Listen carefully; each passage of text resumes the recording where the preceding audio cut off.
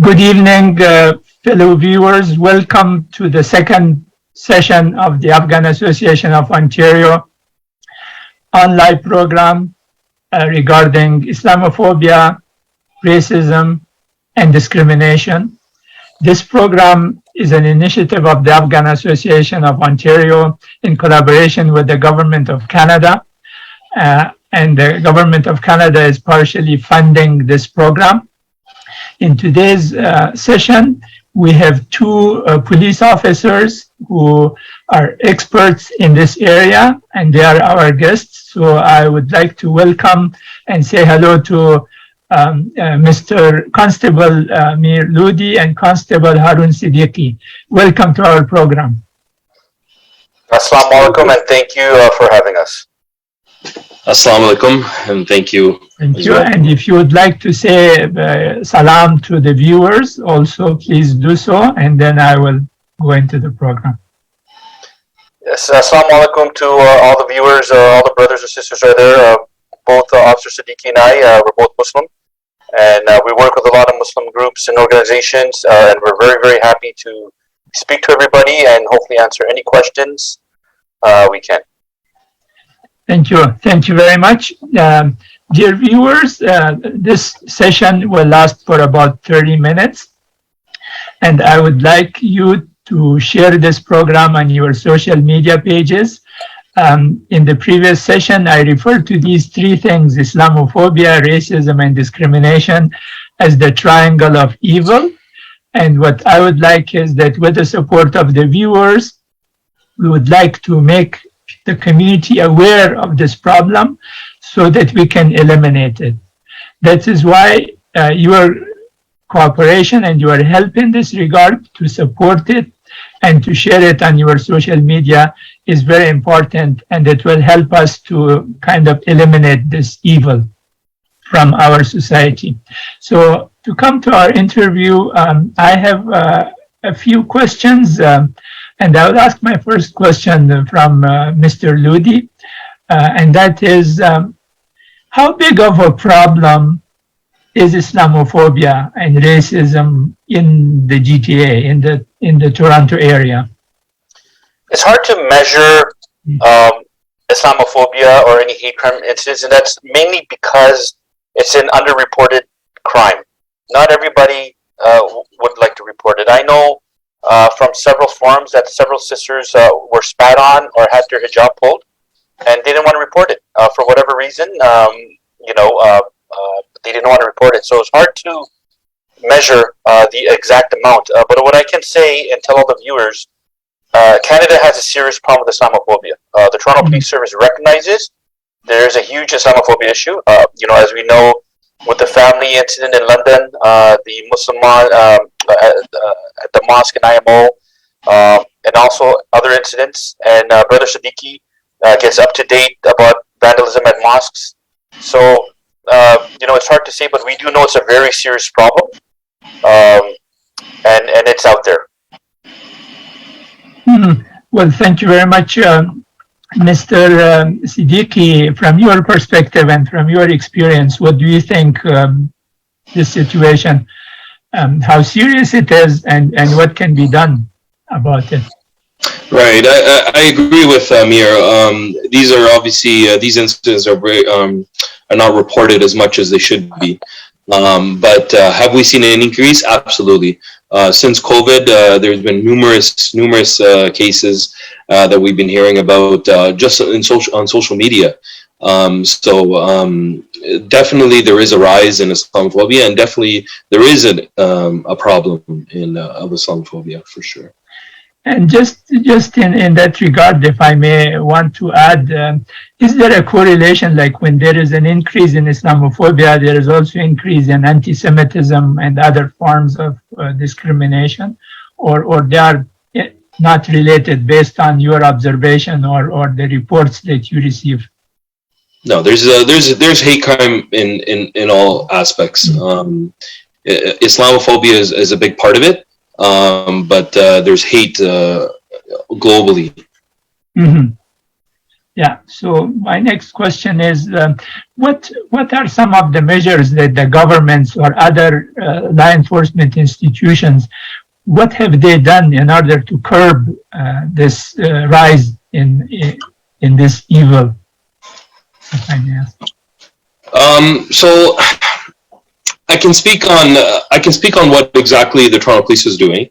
Obviously, everyone's heard on the news that the federal government has pushed a lot of funding into Islamophobia and tackling Islamophobia. Just recently, the Liberal government just announced big funding for that as well. But I can tell you that the Toronto Police Service, we have officers trained for basically mandatory cultural sensitivity training for all our officers. This is one of the training that all officers have gone through.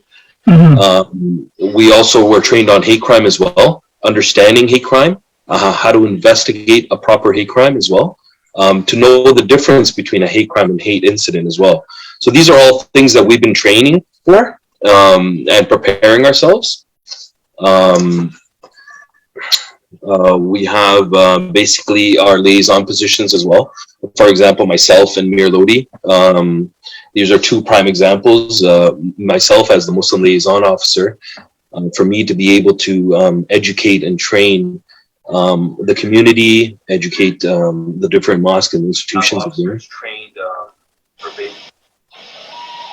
sorry? It's your echo. Oh, Yeah. Yeah, so it's not him talking to you. These are the things that a lot of the things that we have. We also have our neighborhood program as well. Our neighborhood program has officers, specifically neighborhoods, speaking to people, speaking to the community, and these are ways that we can tackle hate.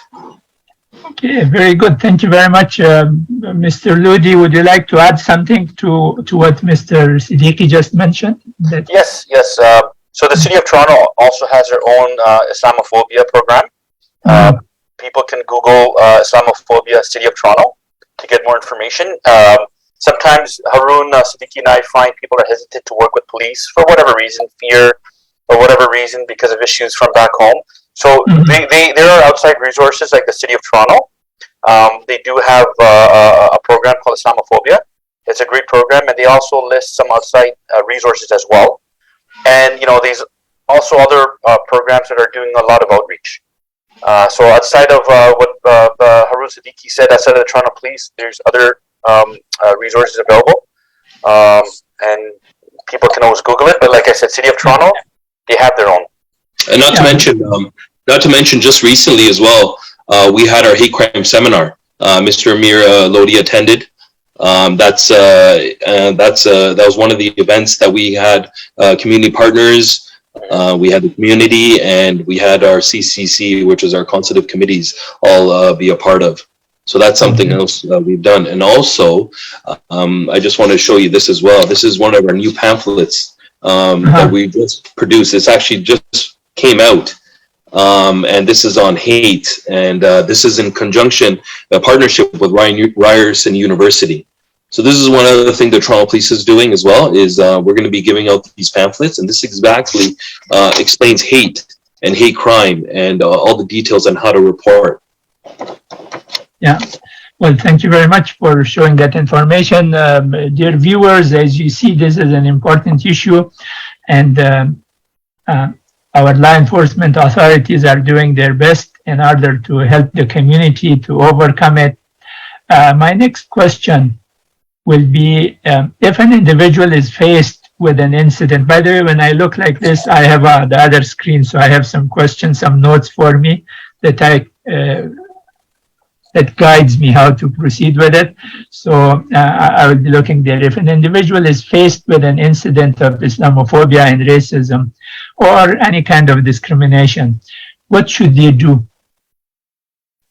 Whom should they contact? And what course she or he has to deal with, in this situation. Mr. Lodhi, I would like you to start that, and then Mr. Siddiqui will join. For sure. So, like any other, if you're a victim of crime, if you can, stay calm. Okay. If you're being assaulted, obviously you have to protect yourself and run for safety.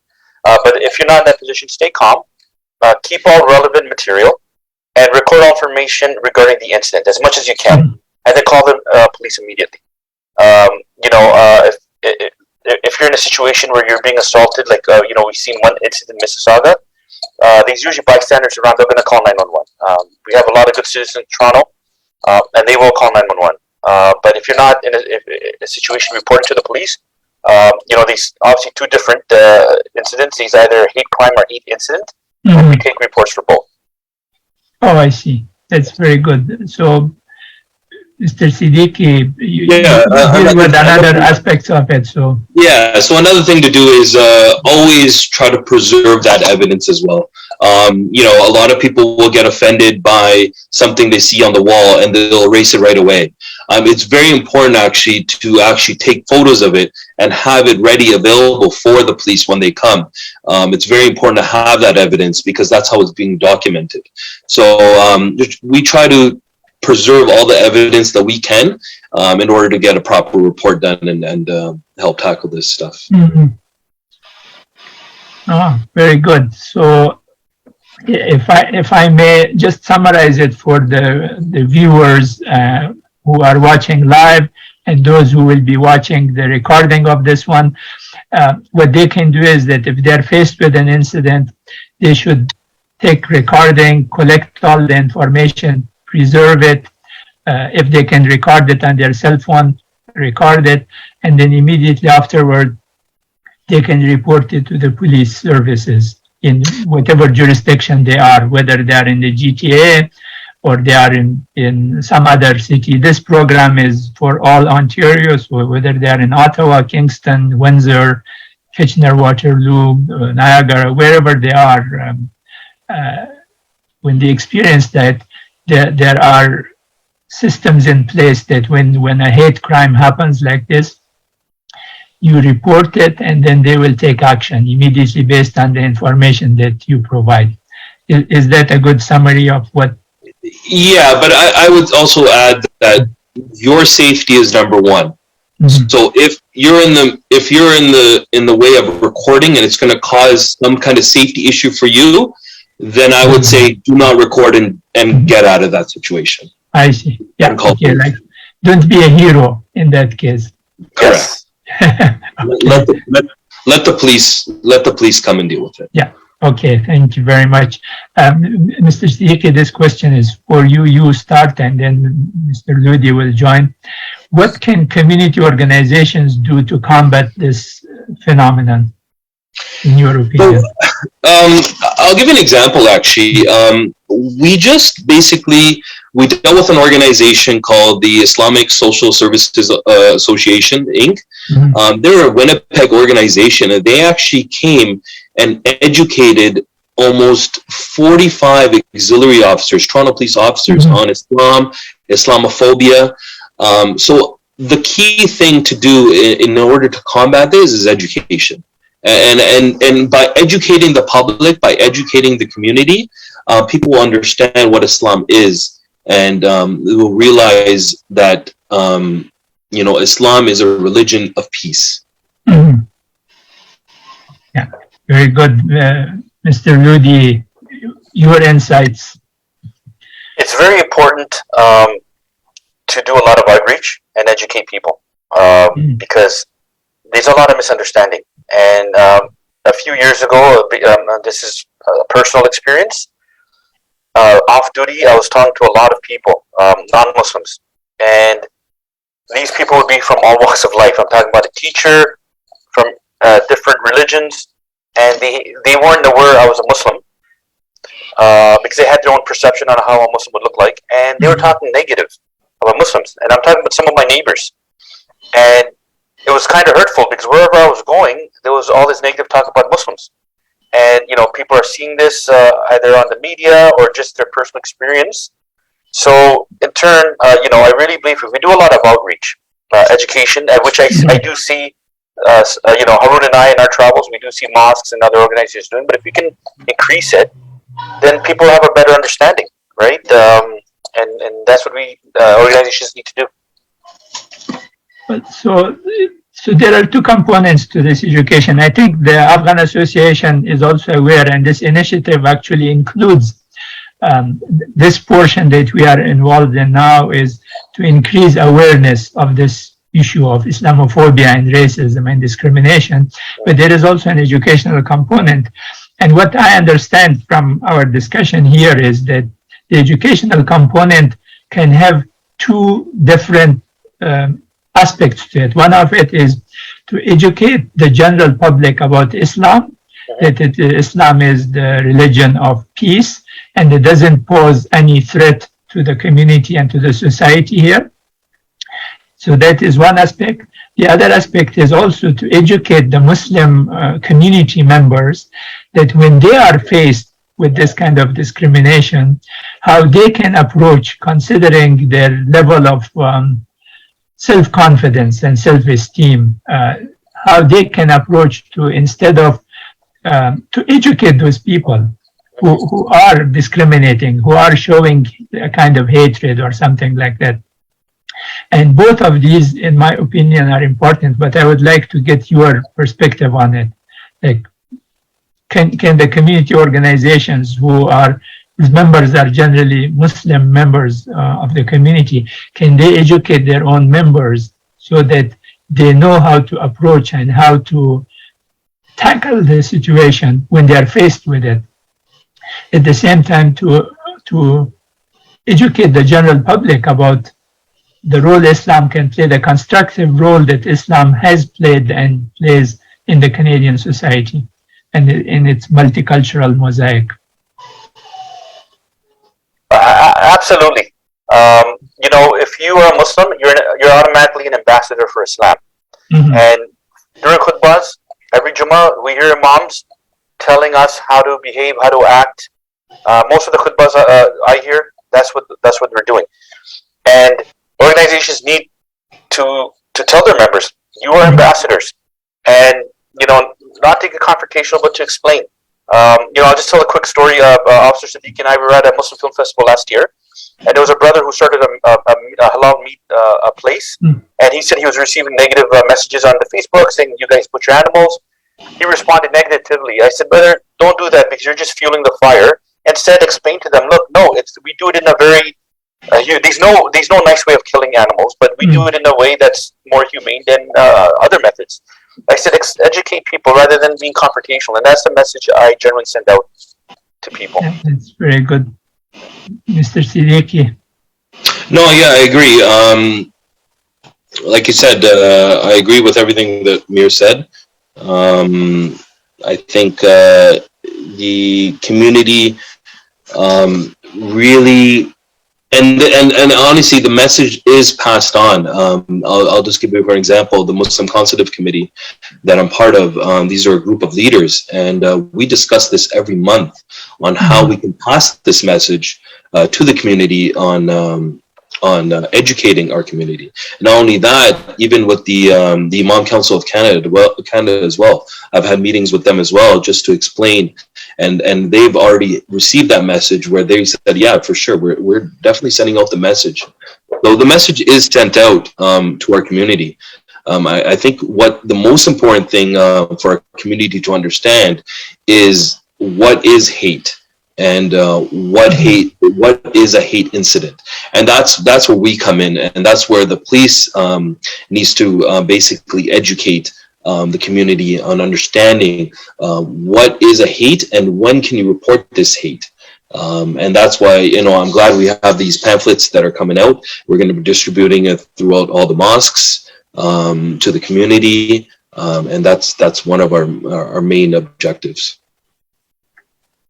Very good. So I have a couple of more questions to ask. So both of you are members of the Partnership and Engagement Unit for the Police Services. What do you do? Let's say, can you explain to the people, let's say, during a week period, what are the things that you do in order to increase that kind of engagement, community engagement? Right. So my job is I'm the Muslim liaison officer for the Toronto Police Service. So I am the middleman between the Islamic community and the Toronto Police. So if there's any messages that need to be sent out to the Toronto Police Service, I send out those messages. and if the Toronto Police Service has any messages that they want to send out to the community, that I'm the middleman between that as well. But that's just one part of my job. I also I'm the liaison for the Muslim Consultative Committee. The Muslim Consultative Committee consists of basically we have around 14 Islamic leaders that we discuss. We meet up once a month and we discuss issues such as Islamophobia. Islamophobia is one of the hottest topics, so we discuss this almost every month on how we can tackle it. Not only that, the outreach that I do within the mosques, just recently I started a new project. First project was at IMO, and that's the initial launch where we're doing CEPTED evaluations. CEPTED evaluations is crime prevention through environmental design. That's we're going to each mosque and we're actually assessing for their safety. Where we're giving a presentation and we're actually giving them a document saying, if you do these recommendations, your mosque will be a lot more safer for any kind of attacks. This is just phase one. We're going to, it hasn't come out yet, but I'm working on phase two, where we're going to be practicing lockdown drills in order to prepare Islamic institutes and mosques in terms of a lockdown, such as an incident where an active attacker were to come. So these are the things that I do, and these are things that my consultative committee does. That's very good. Thank you for sharing that information, Mr. Lodhi. So I am the South and West Asian Liaison Officer. We have many different liaison officers in our unit, the Community Partnership Engagement Unit, including a Black Liaison Officer, a Youth and Chinese Nation Pacific Liaison Officer. So my role is similar to Haroon's, but I don't deal with just Muslims. I deal mostly with countries. So I have Middle Eastern countries, and in Afghanistan, Pakistani communities, Indian communities, Sri Lankan communities. So it's a huge portfolio. And what I basically do, and I'll tell you, for example, this week I'm double booked. So Friday I have 2 events to go to. One in Mississauga, one in Toronto. So I'm going to be wasting a lot of gas. Similar Saturday, Sunday as well. Today, Brother Siddiqui and I, we actually went to a community complaint to speak to a family that's new to the country and didn't understand the laws, and there was some cultural conflicts. So Brother Siddiqui and I were very passionate about our communities, and because they were Muslim and Pakistani, it fell both under us. So we spoke to the family to explain the laws here, and that's a little bit of what we do. We attend community events, we come on shows to explain what we do and address any issues. That's very good to know. So if the Afghan Association has some events, perhaps we can invite you please to those events. Haroon knows I love events. If that was to happen, how much ahead of time we should know? We should let you know about it. As soon as you know, you let us know, because usually we're booked way in advance. And then the sooner you know, you let us know, and then we'll do our best to fit it in. If you have an event that you know that's coming up, you can send us an email, and we'll make sure one of us at least attends. Yeah, that's great. That's great to know. Thank you very much. My last question is, what other things will you advise for an individual who is faced with a situation, and what they should do? And then the other one is, what should the community organizations, what do you recommend for them to do? In addition to what we just talked about, education and awareness, what else can you do? So the main thing for us is report. You don't understand how many incidents that are happening that haven't been reported. And for us, our community needs to step up, and we need to report. And that's the message I've been sending out to our community from day one.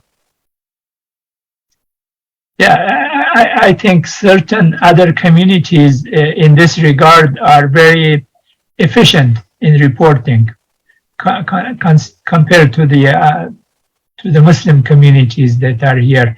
Perhaps the Muslim communities, they need to rise to the occasion so that they can report and we can have an accurate picture of the situation. And then perhaps the law enforcement and the government can take proactive measures in order to... A lot of community members think that it may be a small incident, but this incident could happen to other victims. And that's why it's very important that that it's been reported, because it's easy to track. It's easy to one for tracking, one for records. And it's just reporting just needed, because our community just tries to either deal with it themselves, or they're too ashamed, or other circumstances, maybe family issues. So it's very important for our community to step up and just report it. They can report it anonymously. If they're afraid that